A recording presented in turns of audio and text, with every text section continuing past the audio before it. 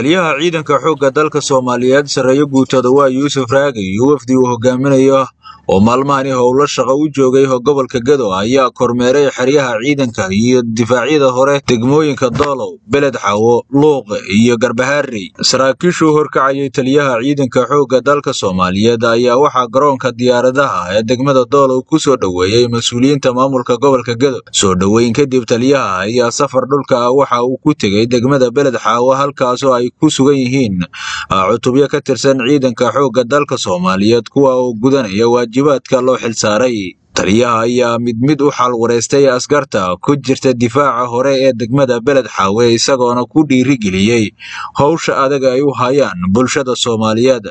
General Dawaa Yuusuf Raagi, taliyaha ciidanka xoogga dalka Soomaaliyeed ayaa waxa uu kulan iscaguraysi ah la yeeshay bulshada rayidka ah qaybahooda kala duwan. Taliyaha ciidanka xoogga dalka Soomaaliyeed ayaa safarkiisa shaqo ku soo gabagabeeyay degmada Garbaharey oo ay ku sugan yihiin ururka kontonaad ee guutada 10aad qaybta 4aad isagoona salaan sharaf ka qaatay cutub ka tirsan ciidanka. Sareeyo guutada waa Yuusuf Raagi ayaa noqday taliyihii ugu horeeyay ee safar shaqo ku taga gobolka Gedo marka laga reebo wasiirada kala ah sareeyo guud Maxamed Cali Samatar oo dawladii Maxamed Siyaad Barre ka ahaa wasiirka gaashaandhigga iyo sareeyo gaas Cabduqaadir Sheekh Cali Diini oo isna ahaa wasiirka gaashaandhigga kana ahaa dawladii Xasan Sheekh Maxamuud. Maxamed Cali Sabriye, warbaahinta codka ciidamada, Garbaharey, gobolka Gedo.